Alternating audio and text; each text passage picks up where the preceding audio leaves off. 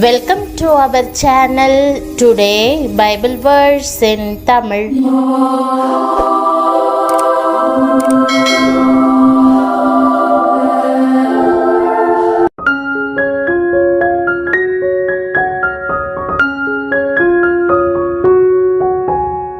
இன்றைய வசனம் எரேமியா 31 அதிகாரம் 25 வசனம்.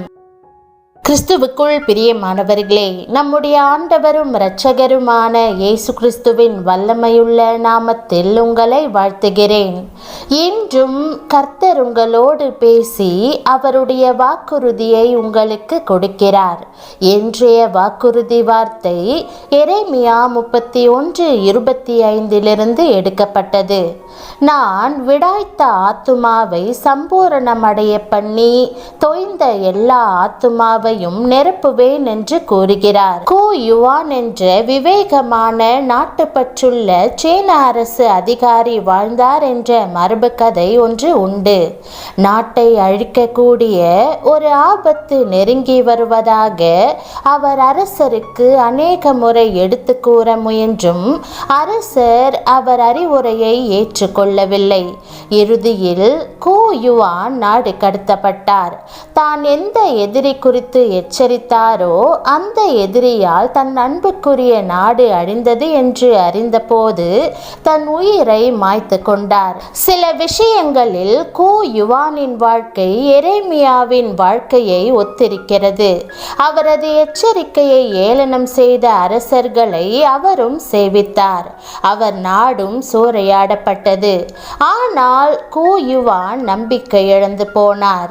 எரேமியாவோ உண்மையான நம்பிக்கை கொண்டார்.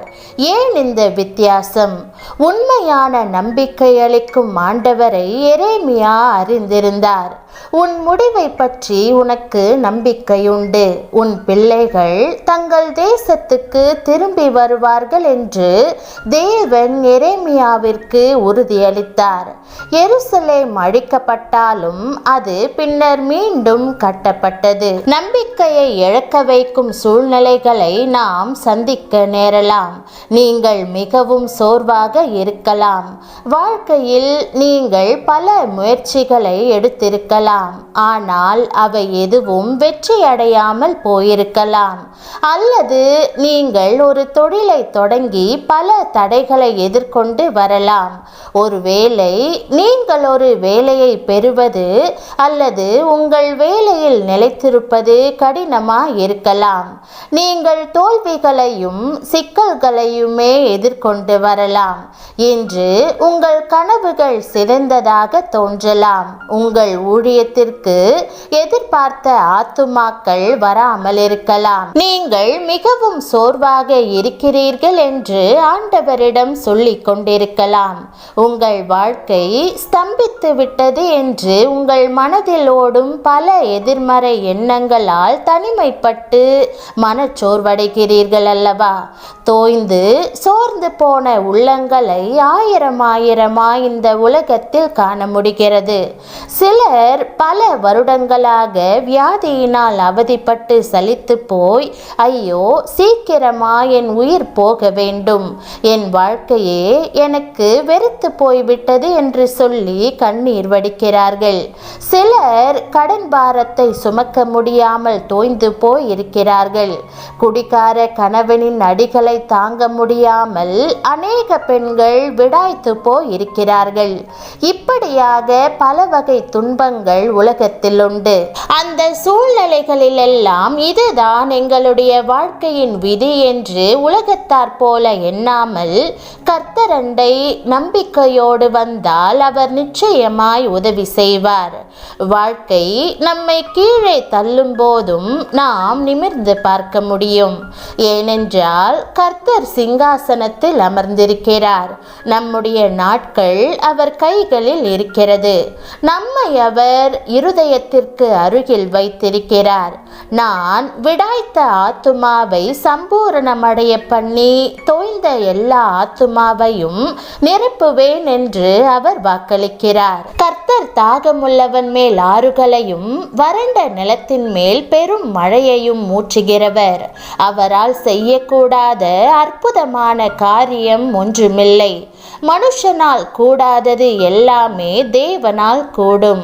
ஆகவே விசுவாசத்தோடு அவரை நோக்கி பாருங்கள்.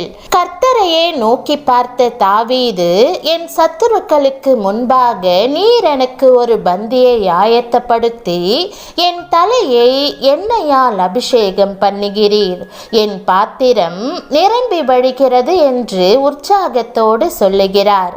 ஆம், கர்த்தர் சம்பூரணத்தினால் உங்களை நிரப்புகிறவர். அவர் எல்லாவற்றையும் எல்லாவற்றாலும் நிரப்புகிறவருடைய நிறைவானவர். பாருங்கள், கானாவூர் கல்யாண வீட்டுக்கு இயேசு சென்ற போது அங்கு திராட்சரசம் குறைவுபட்டது. அந்த குறைவை நிறைவாக்க கர்த்தர் செய்தது என்ன? காலியான தண்ணீர் ஜாடிகளை நிரப்பும்படி சொன்னார். அவர்கள் அவைகளை நிறையும்படி நிரப்பினார்கள். இதை ஆங்கில வேதாகமத்தில் விளிம்பு வரை நிரப்பினார்கள் என்று மொழிபெயர்க்கப்பட்டுள்ளது. ஆண்டவர் அப்படியே உங்களையும் நிரப்புவார். சகல சம்பூரணங்களினாலும் நிரப்புவார். திராட்சரசமும் தானியமும் நிரம்பி இருக்க செய்வார். இயேசு பிரசங்கிப்பதற்கேதுவாக பேதுரு தன்னுடைய படகை அவருக்கு கொடுத்தார். உண்மையில் பேதுரு இரவெல்லாம் முயன்றும் ஒரு மீன் கூட கிடைக்காத சூழ்நிலையில் தோய்ந்து சலித்து போயிருந்த நேரம் அது. இயேசு பிரசங்கித்த பிறகு 2 படகுகளும் அமிழ்ந்து போகக்கூடிய அளவுக்கும் வலை கிழிந்து போகக்கூடிய அளவுக்கும் அவரால் மீன்களை பிடிக்க முடிந்தது. அதுபோல 3 நாட்கள் பசியோடு அவருடைய பிரசங்கத்தை கேட்டுக்கொண்டிருந்த ஜனங்களுக்கு 5 அப்பத்தையும் 2 மீனையும் ஆசிர்வதித்து பகிர்ந்தளித்தார். அவர்கள் திருப்தியாய் புசித்து மீதியானவைகளை 12 கூடைகள் நிறைய சேர்த்ததாக வேதத்தில் வாசிக்கிறோம். பிரியமானவர்களே, அந்த தேவன் இன்றைக்கு உங்களையும் சம்பூரணத்தினால் நிரப்ப ஆவலாய் இருக்கிறார். உங்கள் வாழ்க்கையில் இன்னும் வரவிருக்கும் விஷயங்களை உங்களுக்கு காண்பிக்கும்படி தேவ ஆவியானவர் உங்களோடு இருக்கிறார். நீங்கள் நடக்க வேண்டிய பாதையில் அவர் உங்களை வழி நடத்துவார். உங்கள் வாழ்க்கையில் உள்ள விஷயங்களை வெற்றியை நோக்கி சீரமைக்கும் வழியை அவர் உங்களுக்கு கற்பிப்பார். அவர் உங்கள் வாழ்க்கையில் எழுந்து பிரகாசிக்க புதிய மற்றும் ஆக்கப்பூர்வமான எண்ணங்களை உருவாக்குவார். பிரியமானவர்களே, கர்த்தர் கொடுக்கும் புத்துணர்ச்சியை பெற்றுக்கொள்ளுங்கள். பின்வரும் ஜெபத்தை விசுவாசத்துடன் சொல்லுங்கள்.